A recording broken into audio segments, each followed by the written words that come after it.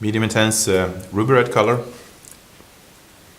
Pure nose, youthful, with some floral notes.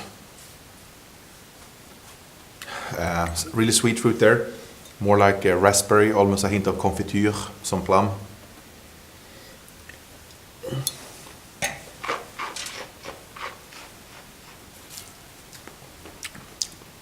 Nice palate. I like this. It has that sweet fruity character, but it's well balanced by fresh acidity, nicely rounded.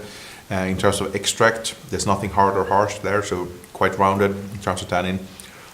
And medium long finish, combining that sweet raspberry fruit with a good level of freshness and a mild spiciness.